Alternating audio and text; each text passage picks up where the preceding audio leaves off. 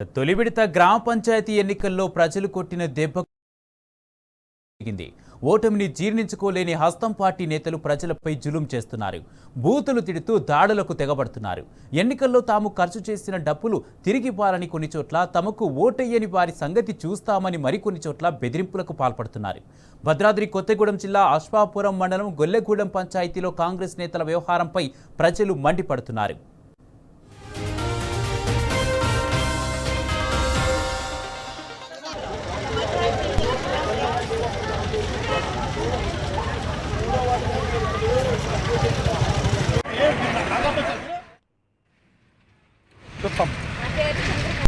నేను BRS party తరఫున పోయినసారి 7 ఓట్లతో ఓడిపోయినాను. అయినా మేము సైలెంట్గా మేము ఇంకా ముందు గొడవ వాళ్ళ మీద పోలేదు, ఓడిపోయినాం. ఈసారి మా ఆయన నా భర్త సర్పంచ్గా నిలబడ్డాడు. ఈసారి బీఆర్ఎస్ భారీ మెజార్టీతో గెలిచాడు. కానీ వాళ్ళు ఓడిపోయిన ఓటమి అనుసరించుకుంటా మా మీదకి గొడవకి వస్తున్నారు. నేనైతే ఎట్లా మాట్లాడుతానంటే గుర్తు చేస్తున్నారు. లేని బూతులని అట్లా మాట్లాడతారు. ఎక్కడెవరు కలిసినా వాళ్ళని సాడబెట్టి కూడా మాట్లాడతారు. అసలు ఊర్లో అసలు గెలిచిన ఆనందం కూడా లేదు మాకు. అసలు అంత విపరీతంగా మాట్లాడతారు వాళ్ళు. అట్లా మాట్లాడొచ్చా వాళ్ళు? వాళ్ళు గెలిచినప్పుడు మేము ఏమనలేదుగా. భద్రాద్రి కొత్తగూడెం జిల్లా అశ్వాపురం మండలం గొల్లెగూడెం పంచాయతీలో కాంగ్రెస్ నేతలు ఎన్ని ప్రలోభాలు పెట్టినా వారి అభ్యర్థిని ప్రజలు తిరస్కరించారు. బీఆర్ఎస్ మద్దతు ఇచ్చిన అభ్యర్థిని భారీ మెజారిటీతో గెలిపించారు. దీంతో కాంగ్రెస్ బలపరిచిన అభ్యర్థి పొడియం మంగపతి గ్రామంలో నానా హంగామా చేస్తున్నాడు. తప్ప తాగొచ్చి అందరినీ నోటికొచ్చినట్టు తిడుతున్నాడు. దీంతో విసుగు చెందిన సదరు గ్రామస్తులంతా పోలీస్ స్టేషన్కు వెళ్లి మంగపతిపై ఫిర్యాదు చేశారు. అధికార పార్టీ నాయకుల రౌడీయిజం అరికట్టాలని, తమపై అనుచిత వ్యాఖ్యలు చేస్తున్న అతనిపై చట్టపరమైన చర్యలు తీసుకోవాలని ఆందోళన చేపట్టారు. కాగా వారికి బీఆర్ఎస్ సర్పంచి కొండ్రు సోమయ్యతో పాటు నాయకులు, కార్యకర్తలు పెద్ద ఎత్తున పోలీసులు ఎదుట ఆందోళనకు దిగారు. దీంతో ఇరు పార్టీల నాయకుల మధ్య వాగ్వాదం చోటు చేసుకుంది. పరిస్థితి చేయి దాటే ప్రమాదం ఉండడంతో పోలీసులు ఇరువురిని వారించారు.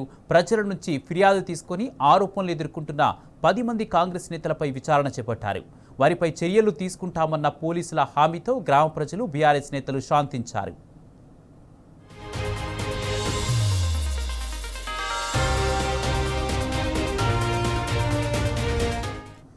తొలి విడత గ్రామ పంచాయతీ ఎన్నికల్లో ప్రజలు కొట్టిన దెబ్బకు కాంగ్రెస్ నేతలకు దిమ్మ తిరిగింది. ఓటమిని జీర్ణించుకోలేని హస్తం పార్టీ నేతలు ప్రజలపై జులుం చేస్తున్నారు. ఇదే అంశానికి సంబంధించి పూర్తి అప్డేట్స్ మా ప్రతినిధి సాంబా అందజేస్తారు. సాంబా, ఓడిపోయిన కాంగ్రెస్ నేతలు బూతులు తిడుతూ ప్రజలపై దాడులకు తెగబడుతున్నట్టుగా తెలుస్తుంది. ఎన్నికల్లో తాము ఖర్చు చేసిన డబ్బులు కూడా తిరిగి ఇవ్వాలంటూ కొన్ని చోట్ల బెదిరింపులు చూస్తున్నాం. దీనికి సంబంధించి పూర్తి అప్డేట్స్ ఏంటి? కుమార్, ఓటమి ఫ్రస్ట్రేషన్ నుంచి కాంగ్రెస్ నేతలు ఇంకా కోలుకున్నట్టు కనిపించట్లేదు. చాలా చోట్ల దాడులకు పాల్పడడంతో పాటు ఎన్నికల రోజు దాడులు చేశారు, ముందు రోజు భయభ్రాంతులకు గురి చేశారు. ఎన్నిక జరిగిపోయి 2 రోజులు అవుతున్న తర్వాత కూడా దాడులు, తర్వాత అవమానకరమైన రీతిలో వ్యవహరించడంతో పాటు గ్రామస్తులను, ప్రజలను ఇబ్బంది పెట్టేటువంటి కార్యక్రమానికి శ్రీకారం చుట్టారు. భద్రాద్రి కొత్తగూడెం జిల్లా అశ్వాపురం మండలం గొల్లగూడెం గ్రామంలో ఓడిపోయినటువంటి కాంగ్రెస్ అభ్యర్థి గ్రామంలో పర్యటిస్తూ ఇష్టం వచ్చినట్టు తాగి తిడుతున్నాడంటూ గ్రామ ప్రజలు ఆరోపిస్తున్నాడు. చాలా మంది అల్లరి ముక్కలను వెంటేసుకుని వచ్చి ఇళ్ల ముందు తిడుతూ అర్ధరాత్రి అపరాత్రి తేడా లేకుండా మాట్లాడుతున్నాడని చెప్పి అక్కడ నుంచే 100 డైల్కి ఫోన్ చేశారు. ఆ గొడవకు సంబంధించినటువంటి ప్రజలు 100 డైల్కి ఫోన్ చేసి ఫిర్యాదు చేసేటువంటి ప్రయత్నం చేశారు. కానీ పోలీసులు ఆ రాత్రి రాలేదు, పట్టించుకోలేదు. అందుకే ఈ రోజు ఉదయాన్నే పెద్ద ఎత్తున ఆ గొల్లగూడెం గ్రామానికి సంబంధించినటువంటి ప్రజలంతా ఊరంతా తరలి వచ్చి అశ్వాపురం పోలీస్ స్టేషన్ ఎదుట నిరసనకు దిగారు. పోలీసులకు ఫిర్యాదు చేసేటువంటి కార్యక్రమం చేశారు. ఈ నేపథ్యంలోనే బీఆర్ఎస్ పార్టీకి సంబంధించినటువంటి నాయకులు, కార్యకర్తలు, గెలుపొందినటువంటి సర్పంచ్ కూడా అక్కడికి చేరుకొని కాంగ్రెస్ పార్టీకి సంబంధించినటువంటి ఎవరైతే ఓడిపోయిన అభ్యర్థి పొడియం మంగపతి ఉన్నారో ఆయన చేస్తున్నటువంటి అరాచకాలు, రాత్రిపూట తిట్టడం కావచ్చు, లేదంటే దాడులకు పాల్పడడం కావచ్చు, లేదంటే అల్లరిముఖలను వెంటేసుకొని చేస్తున్నటువంటి ఆందోళనకు సంబంధించినటువంటి అంశాలన్నింటినీ కూడా పోలీసుల దృష్టికి తీసుకొచ్చారు.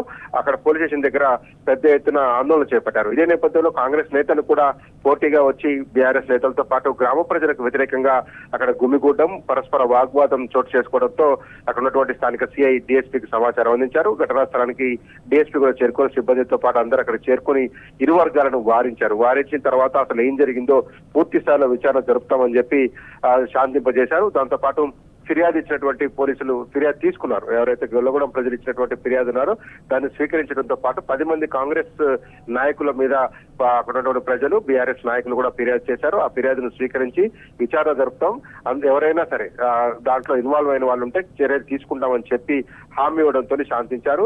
ప్రస్తుతానికైతే విచారణ కొనసాగిస్తున్నట్టుగా పోలీసులు చెప్తున్నారు. చాలా చోట్ల ఇదే పరిస్థితులు కనపడుతున్నాయి. కొన్ని చోట్ల బయటకు వస్తుంది, కొన్ని చోట్ల బయటకు రావట్లేదు. కానీ ఓటమి తర్వాత కాంగ్రెస్ నేతల్లో ఫ్రస్ట్రేషన్ ఇంకా కొనసాగుతున్నట్టుగా కనపడుతుంది. భయభ్రాంతులకు గురి చేస్తున్నారు. కొన్ని ఎన్నికలు జరుగుతున్నటువంటి ప్రాంతాల్లో కూడా విపక్షాలకు సంబంధించినటువంటి బీఆర్ఎస్ కావచ్చు, సిపిఎం కావచ్చు, ఇతర పార్టీలకు సంబంధించిన వాళ్ళు స్వతంత్రంగా అయితే భయపెట్టి విత్డ్రాల్ చేయించినటువంటి సందర్భాలు కూడా ఉన్నాయి. అదే పరిస్థితి ఇంకా కంటిన్యూ అవుతుంది. చాలా చోట్ల ఆ రకమైనటువంటి వాతావరణమే కనపడుతుంది. తాజాగా ఈ గొల్లగూడెం ఇన్సిడెంట్ మాత్రం మొత్తం ఊరంతా ఏకమై వచ్చి ఆ కాంగ్రెస్ పార్టీ నాయకుల మీద ఫిర్యాదు చేయడంతో ఇప్పుడు పోలీసులు ఫిర్యాదు స్వీకరించి విచారణ చేస్తున్నారు. 10 మంది పైన గ్రామ ప్రజలు ఆరోపణలతో కూడినటువంటి ఫిర్యాదులు అందజేశారు. విచారణ జరిపిన తర్వాత ఎంతమంది అయినా బాధ్యులు ఉన్నారో వాళ్ళందరి మీద కేసులు నమోదు చేస్తామని పోలీసులు చెప్పి నచ్చజెప్పి పంపించారు. Kumar, right, thank you Samba.